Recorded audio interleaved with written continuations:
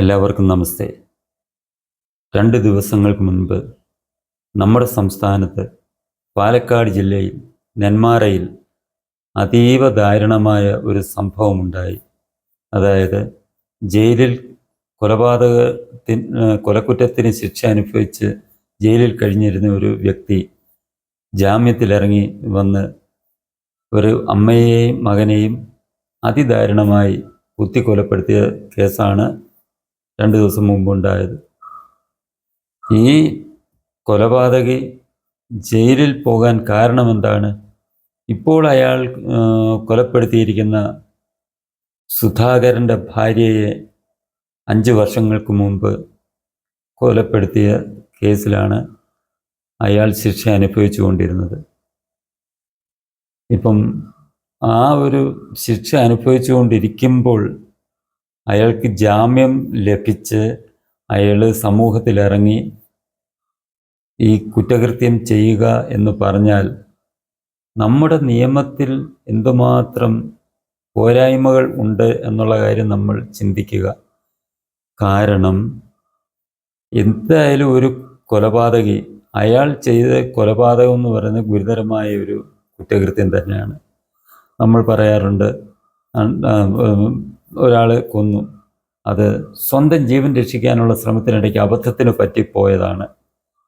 അവൻ മനഃപൂർവ്വം കൊലപാതകം നടത്തിയതല്ല, അവനൊരു കൊലപാതകിയല്ല, അവൻ ഒരു കുറ്റവാസനയുള്ള ആളല്ല. പക്ഷേ എന്തോ അവൻ്റെ ആ സാഹചര്യം കൊണ്ട് അവൻ കൊലപാതകയായി എന്ന് ചില കാര്യങ്ങളിൽ നമ്മൾ ചിന്തിക്കാറുണ്ട്, അതെങ്ങനെ അഭിപ്രായം പറയാറുണ്ട്. പക്ഷേ ഈ കൊലപാതകി, അയാളുടെ പേര് ചെന്താമര, അയാൾ ഈ സുധാകരനെ കൊന്നു, സുധാകരൻ്റെ അമ്മയെ കൊന്നു. ഇപ്പോൾ അതിനു മുമ്പ് സുധാകരൻ്റെ ഭാര്യയെ കൊല്ലാനുള്ള കാരണം എന്താണ്? ഇയാളുടെ ഭാര്യ ഇയാളുമായിട്ട് പിണങ്ങി സ്വന്തം വീട്ടിൽ പോയി മക്കളെയും വിളിച്ചുകൊണ്ട്. അതിന് കാരണം ഇയാളുടെ പ്രവൃത്തിയാണ്. അയാളുടെ ഭാര്യയെ ക്രൂരമായി ഉപദ്രവിക്കുമായിരുന്നു. അത് സഹിക്കാതെയാണ് അവരുടെ വീട്ടിൽ പോയത്. പക്ഷേ ഈ ചെന്താമര എന്താണ് കരുതിയത്? ഇതിന് കാരണം ഈ അയൽവാസിയായ ഇയാൾ നേരത്തെ കൊലപ്പെടുത്തിയ ആ സ്ത്രീയാണെന്നാണ്, അതായത് സുധാകരൻ്റെ ഭാര്യയാണെന്നുള്ള ആ ഒരു തീരുമാനം, ആ സംശയത്തിൻ്റെ പുറത്ത് ഇയാൾ അവരെ കൊന്നു, അതിദാരുണമായി കുത്തിക്കൊന്നു. ഇതൊക്കെ ഇതിൻ്റെ കേസിൽ ഇയാളകത്തായി. ഇയാൾ 5 വർഷം കഴിഞ്ഞ് ഇയാൾക്ക് ജാമ്യത്തിന് അപേക്ഷിച്ചു. കോടതി ജാമ്യം കൊടുത്തു. ഈ കോടതി ജാമ്യം കൊടുക്കുമ്പോൾ ഇയാളുടെ ആ കേസിൻ്റെ സ്വഭാവം കൂടെ പരിഗണിച്ചിട്ട് വേണമായിരുന്നു അയാൾക്ക് ജാമ്യം കൊടുക്കേണ്ടത്. പക്ഷേ ഇയാളുടെ ജാമ്യാപേക്ഷ ഒന്നു കോടതി അയാൾക്ക് ജാമ്യം കൊടുത്തു, ഒന്നും നോക്കാതെ ജാമ്യം കൊടുത്തു. ഇയാൾ വെളിയിലിറങ്ങി. ഇയാളിങ്ങനെ വെളിയിലിറങ്ങിയിട്ടും എന്താണ് ചെയ്തുകൊണ്ടിരുന്നത്? ആയുധങ്ങളുമായിട്ട് നടന്ന് ഈ നാട്ടുകാരെ മൊത്തം ഭയപ്പെടുത്തി, വേറെ 2 പേരെ കൂടെ കൊല്ലും, ഇവരെല്ലാം കൊല്ലുമെന്ന് പറഞ്ഞ് നടന്നിട്ട് നമ്മുടെ നിയമവ്യവസ്ഥ എന്താണ് ചെയ്തത്? നിയമവ്യവസ്ഥ കണ്ണടച്ചു. നിയമവ്യവസ്ഥ അയാളോടൊപ്പം നിന്ന്, ഈ കൊലപാതകയോടൊപ്പം നിന്നു. കാരണം ഈ വീട്ടുകാർ, ഈ കൊല്ലപ്പെട്ട ഈ നിർഭാഗ്യവാനായിട്ടുള്ള സുധാകരനും നാട്ടുകാരും എല്ലാം പോലീസിൽ പരാതി കൊടുത്തു. ഇയാളിങ്ങനെ ആയുധങ്ങളുമായിട്ട് നടക്കുന്നു, ഞങ്ങളെ കൊല്ലുമെന്ന് പറയുന്നു, ഭീഷണിപ്പെടുത്തി നടക്കുന്നു, ഞങ്ങൾക്ക് ഭയമാണ് ഇവിടെ താമസിക്കാൻ, അതിനാൽ അതിന് വേണ്ട ഞങ്ങളുടെ ജീവനെ സംരക്ഷിക്കാൻ വേണ്ട നടപടികൾ സ്വീകരിക്കണമെന്ന് അതിന് ഉത്തരവാദിത്തപ്പെട്ട പോലീസിന് പരാതി കൊടുത്തു. പോലീസ് അനങ്ങിയില്ല. പോലീസ് എന്ത് ചെയ്തു? ഇയാളെ വിളിച്ചു. കഴിഞ്ഞ ഡിസംബറിൽ 29-ാം തീയതി വിളിച്ചു. ഇയാൾ പോലീസ് സ്റ്റേഷനിൽ ചെന്നു. പോലീസ് സ്റ്റേഷനകത്ത് കയറാൻ ഇയാൾ തയ്യാറായില്ല. അവിടുത്തെ SHO, അതായത് പഴയ സർക്കിൾ, അയാൾ വെളിയിലിറങ്ങിച്ചെന്ന് പഞ്ചപുച്ഛമടക്കി വളരെ ബഹുമാന പുരസ്സരം ഈ കൊലപാതകിയോട് ഏതാണ്ടൊക്കെ പറയുന്നു, അയാളെ ഉപദേശിച്ച് പറഞ്ഞു വിടുന്നു. അതാണോ ഒരു പോലീസുകാരൻ ചെയ്യേണ്ടത്? ഒരു സാധാരണക്കാരന് എതിരെ എന്തുവാണ് ഈ പോലീസുകാരെടുക്കുന്ന നടപടികൾ?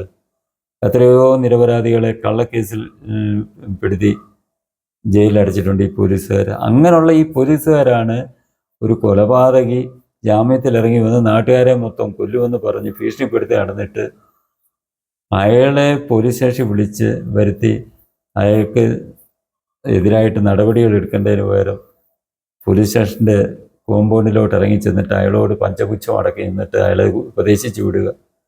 ഇതാണ് ഇവിടെ നിയമം നടപ്പാക്കേണ്ടത്?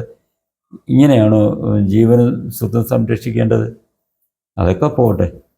ഈ ഒരു കുറ്റവാളിക്ക് ജാമ്യം കൊടുത്ത് വിടുന്ന ജഡ്ജിമാർക്കും ഇല്ലേ ചില ഉത്തരവാദിത്തങ്ങൾ?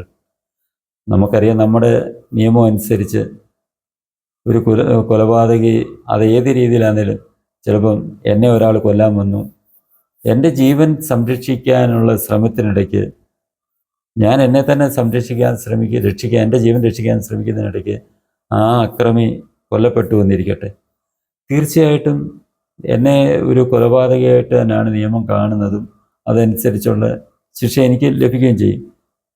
അന്നേരം അവർ പരിഗണിക്കും, ആ സാഹചര്യം പരിഗണിക്കുമ്പോൾ എന്തെങ്കിലും ഇളവ് കിട്ടുന്നതല്ലാതെ അവൻ്റെ ജീവൻ സംരക്ഷിക്കാനുള്ള ശ്രമത്തിനിടയ്ക്ക് അബദ്ധത്തിനും ആണ് അയാൾ മരിച്ചത് എന്നുള്ള പരിഗണിച്ചുകൊണ്ട് എന്നെ വെറുതെ വിടത്തില്ല. എനിക്കെന്തായാലും ശിക്ഷ കിട്ടും.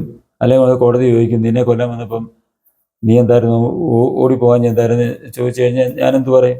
അന്നേരത്തെ സാഹചര്യം ഓടിപ്പോകാൻ പറ്റുന്ന സാഹചര്യമല്ല, എനിക്കത് തടുത്തേ പറ്റത്തുള്ളായിരുന്നു. ഇപ്പം എന്നെ കുത്താൻ വന്നു, ഞാനത് തടഞ്ഞപ്പം ഈ കത്തി അവൻ്റെ കൈ കൊണ്ട് തന്നെ ചെന്ന് അവൻ്റെ പള്ളയ്ക്ക് കയറി, അവൻ ചത്തു. അന്നേരം ഞാൻ കൊലപാതകയാണ്.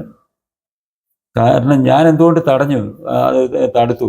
അതുകൊണ്ടല്ലേ ആ കത്തി കൊല്ലാൻ വന്നവൻ്റെ പള്ളയ്ക്ക് കയറിയതെന്ന് ചോദിച്ചു കഴിഞ്ഞാൽ ഞാനെന്തോ പറയാൻ? അപ്പോൾ കോടതി നമുക്ക് ശിക്ഷ തരും, നമ്മൾ കൊലപാതകയാണ് ശിക്ഷ തരും. അങ്ങനെ അകത്ത് കിടന്നവനല്ല ഈ ചന്താമര. അയാളുടെ സംശയം എന്നുള്ള ആ ഒരു രോഗത്തിൻ്റെ പുറത്തൊരാളെ കൊന്നു. അയാൾ ജാമ്യം കൊടുക്കുന്നതിന് മുമ്പ് കോടതി തന്നെ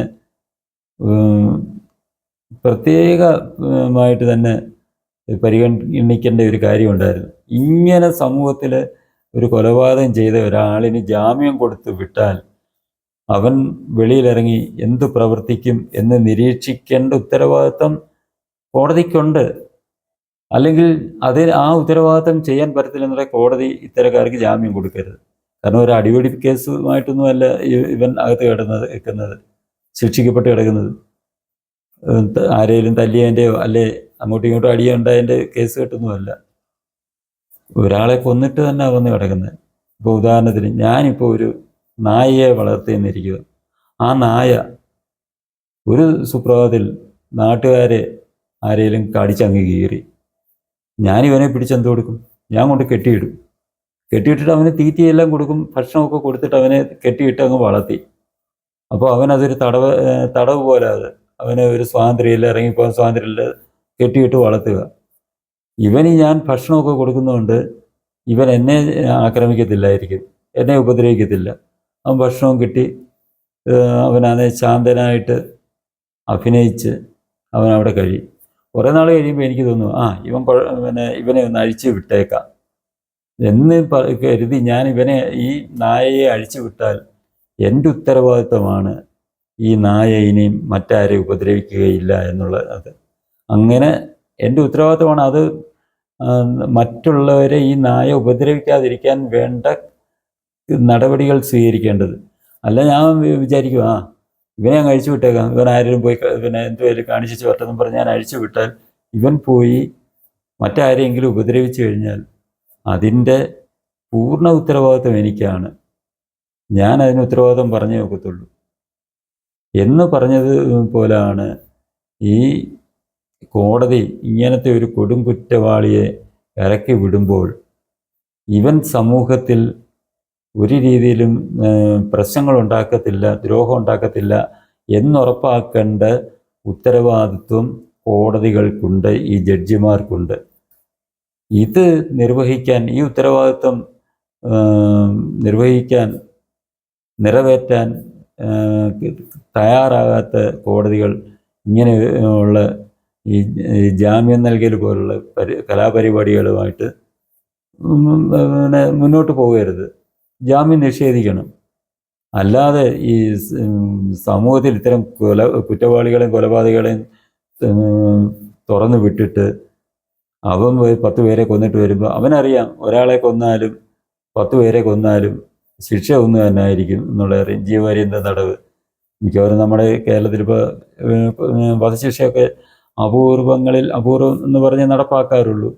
കൂടി വന്ന ജീവപര്യന്തം ജയിലിൽ കിടന്നാലും സുഖമായിട്ട് ഭക്ഷണവും കഴിച്ച് അവന് നടക്കുക. അവനെന്തെങ്കിലും ഒരു അസുഖം വന്നാൽ തന്നെ മുന്തി ആശുപത്രി തന്നെ കൊണ്ടു ജയിലിൽ ജീവപര്യന്ത ശിക്ഷ അനുഭവിച്ച് കിടക്കുന്നതാണെങ്കിലും. അപ്പം അവന് ഈ സമൂഹത്തിൽ ഇത്തരം ഈ ക്രൂര മനസ്ഥിതി ഉള്ളവരെ സമൂഹത്തിൽ ഇങ്ങനെ ഇറക്കി വിട്ടാൽ അവൻ എന്തൊക്കെ വേണമെങ്കിലും അവൻ കാണിച്ചു കൂട്ടും. അത് വരാതെ ഈ നോക്കേണ്ടതിൻ്റെ ഉത്തരവാദിത്വം ആർക്കാണ്? പൊതുസമൂഹത്തിനാണ്. അല്ലെന്നുണ്ടെങ്കിൽ പൊതുസമൂഹത്തിന് അധികാരം കൊടുക്കണം. ഇത്തരം അക്രമികൾ വന്നു കഴിഞ്ഞാൽ അവനെ ചെറുക്കുന്നതിനിടയ്ക്ക് എന്തെങ്കിലും പ്രശ്നങ്ങൾ ഉണ്ടായിക്കഴിഞ്ഞാൽ, അവൻ്റെ ജീവഹാനി ഉണ്ടായാൽ ആ സമൂഹത്തിന്, ആ ചെറുക്കുന്നവർക്ക് എതിരെ ശിക്ഷാ നടപടികൾ ഉണ്ടാകരുത്. അവരെ കുറ്റവാളികളായിട്ട് കാണരുത്. കാരണം അവർ ആ സമൂഹത്തിനെ രക്ഷിക്കാൻ ശ്രമിക്കുന്നതിനിടയ്ക്ക് ഉണ്ടാകുന്ന സംഭവങ്ങൾക്ക് അവരെങ്ങനെ ഉത്തരവാദിയാകും? അതിനുത്തരവാദി ഇങ്ങനൊരു സംഭവം ഉണ്ടായി. ഇപ്പം തന്നെ ഈ നെന്മാറയിലെ കൊലപാതകം നടന്ന ഇരട്ട കൊലപാതകം, അതിന് ഉത്തരവാദി ആരാ ശരിയായിട്ട്? അയാൾക്ക് ഈ ജാമ്യം കൊടുത്ത കോടതി തന്നെയാണ് അതിന് ഉത്തരവാദി, ഈ കൊലപാതകത്തിന് ഉത്തരവാദി. അല്ലെന്നുണ്ടെങ്കിൽ കോടതിയാണെങ്കിൽ കർശനമായിട്ട് ഉള്ള നിരീക്ഷണം നടത്തണമായിരുന്നു. പോലീസുകാർ ആ ഉത്തരവാദിത്തക്കുറവ് കാണിച്ചപ്പോൾ ആ പോലീസിനെ വിളിച്ചു വരുത്തി ഒരു കുറ്റവാളിയെ തുറന്നു വിട്ടു കഴിഞ്ഞാൽ, ഞാൻ എൻ്റെ വളർത്തുനായ മറ്റുള്ളവരെ ഉപദ്രവിക്കാതെ അഴിച്ചുവിട്ടാൽ അതിനെ ഞാൻ നിരീക്ഷിക്കുന്നത് പോലെ ഇതേപോലുള്ള ഒരു കൊടും കുറ്റവാളിയെ തുറന്നു വിട്ടാൽ അവൻ്റെ പ്രവർത്തനങ്ങളെക്കുറിച്ച്, അവനെ ഏത് രീതിയിലാണ് പെരുമാറുന്നത് എന്നുള്ളത് നിരീക്ഷിക്കേണ്ട ഉത്തരവാദിത്വം ആ കോടതിക്കുണ്ട്. ആ കോടതി അത് പാലിക്കാതിരുന്നത് കൊണ്ടാണ് നിർഭാഗ്യരായ 2 പേരുടെ ജീവനെടുത്തത്. ഇപ്പം ഒരു കുഞ്ഞ് അനാഥയായി. ആ കുഞ്ഞിൻ്റെ കരച്ചിൽ ഇന്നലെ TV-കളിലൊക്കെ കണ്ടിട്ട് നമ്മുടെ എല്ലാം നെഞ്ച് പിളരുന്ന രീതിയിലുള്ള പ്രതികരണമായിരുന്നു ആ കുഞ്ഞിൻ്റെ ഭാഗത്തു നിന്നുണ്ടായത്.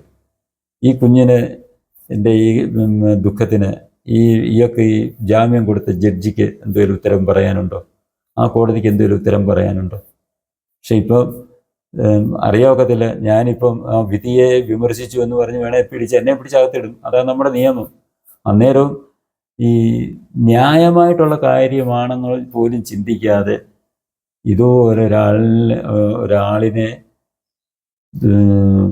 ശിക്ഷിക്കാൻ തയ്യാറാകുന്ന കോടതികളാണ് ഇത്തരം അവരുടെ ഈ ചില തെറ്റായ നിലപാടുകൾ കാരണമാണ് സമൂഹത്തിൽ ഇങ്ങനെ പല സംഭവങ്ങളും, ദൗർഭാഗ്യകരമായ സംഭവങ്ങൾ ഉണ്ടാകുന്നത്. ഒരു കൊലപാതകിക്ക് ഒരിക്കലും ഈ ജാമ്യം കൊടുക്കുന്നതിന് മുമ്പ് അവൻ ഈ കൊലപാതകം ചെയ്യാൻ ഉണ്ടായ സാഹചര്യം എന്താണെന്ന് തീർച്ചയായിട്ടും കോടതികൾ അത് പരിശോധിച്ച് അതിനെക്കുറിച്ച് ശരിക്കും പഠിച്ചതിന് ശേഷം മാത്രമേ ഇത്തരം ക്രൂരമായ കൊലപാതകങ്ങളൊക്കെ നടത്തിയിട്ടുള്ള കുറ്റവാളികൾക്ക് ജാമ്യം കൊടുക്കാൻ തയ്യാറാകാവൂ. അല്ല, അവൻ ജയിൽ ശിക്ഷ അനുഭവിക്കുന്ന സമയത്ത് ജയിലിൽ അവനാണെ വലിയ അഭ്യാസമൊന്നും കാണിക്കാൻ പറ്റത്തില്ല. കാരണം അവിടെ ജയിലർമാരുടെ കയ്യിൽ നിന്ന് നല്ല പൊട്ടിയിട്ടുള്ളൂന്ന് അവനറിയാം. അതുകൊണ്ട് അവനാണേൽ ഒരു മര്യാദക്കാരനെ പോലെ അവിടെ കഴിയുന്നു എന്നുള്ളതല്ലാതെ അവൻ്റെ കുറ്റവാസന അവൻ്റെ ഉള്ളിൽ നിന്ന് മാറിയിട്ടുണ്ടെന്ന് ഏത് രീതിയിലാണ് ഈ കോടതികൾ അതിനെക്കുറിച്ച് മനസ്സിലാക്കുക? അവനൊരിക്കലും മാറാൻ കഴിയില്ല. കാരണം അവൻ്റെ സ്വഭാവത്തിൽ അലിഞ്ഞു ചേർന്നിട്ടുള്ളതാണ്. ഞാൻ നേരത്തെ പറഞ്ഞിട്ട് അവൻ്റെ ജീവൻ രക്ഷിക്കാനോ അല്ലെങ്കിൽ അവൻ്റെ ഭാഗത്തു നിന്ന് അബദ്ധവശാലോ സംഭവിച്ച കാര്യമല്ല അവൻ ആദ്യം നടത്തിയ കൊലപാതകം. ഈ സംശയത്തിൻ്റെ പുറത്ത് അവൻ ആ സ്ത്രീയെ പുറകിൽ കൂടി ചെന്ന് കുത്തിക്കൊല്ലുകയാണ് ചെയ്തത്. അങ്ങനെയുള്ള ഒരാളിന് ജാമ്യം കൊടുത്ത് വിട്ടിട്ട് 2 ജീവനെടുത്ത് ഒരു കുഞ്ഞിനെ അനാഥമാക്കിയതിന് ആരാണ് ഉത്തരവാദി? ഈ നമ്മുടെ ഇവിടുത്തെ അയാൾക്ക് ജാമ്യം കൊടുത്ത കോടതിയും ഈ നാട്ടുകാരുടെ പരാതി ഇതിൻ്റെ അടിസ്ഥാനത്തിൽ കേസെടുക്കാതിരുന്ന പോലീസ് ഉദ്യോഗസ്ഥരും പോലീസ് സംവിധാനവുമാണ് ആ നെന്മാറയുണ്ടായ ആ ഇരട്ട കൊലപാതകത്തിന് ഉത്തരവാദികൾ. ഈ ഉത്തരവാദിത്വത്തിൽ നിന്ന് ഈ ബന്ധപ്പെട്ട ഈ കക്ഷികൾക്കൊന്നും മാറി നിൽക്കാൻ കഴിയില്ല. സമൂഹത്തിൽ അവർ ഉത്തരം പറഞ്ഞേ തീരൂ. കാരണം ഇവരെല്ലാം പിന്നെ പറഞ്ഞ ഉദ്യോഗസ്ഥരാണ്. നമ്മുടെ നികുതിപ്പണമാണ് ഇവർക്കെല്ലാം ശമ്പളമായിട്ട് മേടിക്കുന്നത്. ഈ പോലീസായാലും ന്യായാധിപന്മാരായാലും നമ്മൾ നൽകുന്ന നികുതി പണത്തിൽ നിന്നാണ് ശമ്പളമായിട്ട് വാങ്ങുന്നത്. അപ്പോൾ തീർച്ചയായും അവർക്ക് അതായത് നമ്മൾ കൊടുക്കുന്ന നികുതി പണമാണ് അവരെല്ലാം ശമ്പളമായിട്ട് അവർ കൈപ്പറ്റുന്നത്. അങ്ങനെയുള്ളപ്പോൾ തീർച്ചയായിട്ടും ഒരു നികുതിദായകൻ്റെ ജീവനും സ്വത്തും സംരക്ഷിക്കേണ്ട പൂർണ്ണ ഉത്തരവാദിത്വം ഈ പോലീസിനായാലും ഈ കോടതികൾക്കായാലും ഉണ്ട്. അത് അവർ നിർവഹിച്ചേ കഴിയൂ. കാരണം ജനങ്ങളുടെ ഉത്തരവാദിത്വം കടമ അവർ ചെയ്യുന്നുണ്ട്. കൃത്യമായി നികുതി കൊടുത്ത് ആ നിയമവ്യവസ്ഥയെ അനുസരിച്ചാണ്, നിയമവ്യവസ്ഥയ്ക്ക് അനുസരിച്ച് ജീവിക്കുന്ന ജനങ്ങളാണ്. ആ ജനങ്ങളുടെ ജീവനും സ്വത്തും സംരക്ഷിക്കേണ്ട പൂർണ്ണ ഉത്തരവാദിത്വം പോലീസിനായാലും കോടതികൾക്കായാലും ഉണ്ട്. കാരണം ആ നികുതിദായകൻ്റെ നികുതി ഈ പണം കൊണ്ട് തന്നെയാണ് ഈ സംവിധാനങ്ങളെല്ലാം നിലനിന്ന് പോകുന്നത്. തീർച്ചയായിട്ടും ഈ ജനം നികുതി കൊടുത്തില്ല എന്നുണ്ടെങ്കിൽ ഈ സംവിധാനങ്ങളൊന്നും നല്ല രീതിയിൽ മുന്നോട്ട് പോകത്തില്ല. അതുകൊണ്ട് തീർച്ചയായിട്ടും ഈ സംവിധാനങ്ങളെ നിലനിർത്താൻ വേണ്ടി നികുതി കൊടുക്കുന്ന ഏതൊരു സാധാരണക്കാരൻ്റെയും ജീവനും സ്വത്തും സംരക്ഷിക്കേണ്ട ഉത്തരവാദിത്വം ഈ സംവിധാനങ്ങൾ കൊണ്ട് പോലീസിനായാലും കോടതിക്കായാലും ഉണ്ട്. ആ ഉത്തരവാദിത്വങ്ങൾ ഈ സംവിധാനങ്ങളെല്ലാം കൃത്യമായിട്ട് പാലിച്ചു തന്നെ വേണം പോകേണ്ടത്. ഇല്ലെങ്കിൽ സമൂഹത്തിൽ ഇങ്ങനെയൊക്കെയുള്ള ദുരന്തങ്ങളുണ്ടാകും. അവനവൻ്റെ ഉത്തരവാദിത്വങ്ങൾ അവനവൻ ചെയ്തില്ല എങ്കിൽ ഈ സമൂഹത്തിൽ ഇതേപോലുള്ള ദാരുണമായിട്ടുള്ള സംഭവങ്ങൾ ഉണ്ടാകും. ഇങ്ങനൊരു സംഭവം ഉണ്ടായാൽ വിമർശിച്ചു കഴിഞ്ഞാൽ അതിനെതിരെ കേസെടുക്കുന്നതിന് പകരം ഇങ്ങനൊരു സംഭവം ഉണ്ടാകാതിരിക്കാൻ വേണ്ടിയാണ് സത്യത്തിൽ ഈ നമ്മുടെ നീതി നിർവഹണ സംവിധാനങ്ങൾ ശ്രദ്ധിക്കേണ്ടത്. അത് സംഭവിച്ചില്ല എങ്കിൽ ഇനിയും ഇതേപോലെ നിരവധി കുഞ്ഞുങ്ങൾ അനാഥരാകും, നിരവധി കൊലപാതകങ്ങളുണ്ടാകും. എന്നിട്ട് നമ്മൾ ഇതേക്കുറിച്ച് ചിന്തിച്ചിട്ടോ മാറിയിരുന്ന അങ്ങനൊരു ദാരുണമായ സംഭവം ഉണ്ടായി, അങ്ങനെ സംഭവിക്കാൻ പാടില്ലായിരുന്നു എന്ന് പറഞ്ഞ് നമ്മൾ വിലപിച്ചിട്ട് ഒരർത്ഥം ഉണ്ടാകത്തില്ല. അത് വരാതിരിക്കാനുള്ള നടപടികളാണ് ഇനിയെങ്കിലും നമ്മൾ സ്വീകരിക്കേണ്ടത്. എല്ലാവർക്കും ശുഭദിനം ആശംസിക്കുന്നു. ഈ ചാനൽ നിങ്ങൾക്കിഷ്ടമായെങ്കിൽ സബ്സ്ക്രൈബ് ചെയ്യുക. ഒപ്പം തന്നെ ലൈക്ക് ചെയ്ത് ഷെയർ ചെയ്ത് ബെൽ ബട്ടണും അമർത്തുക.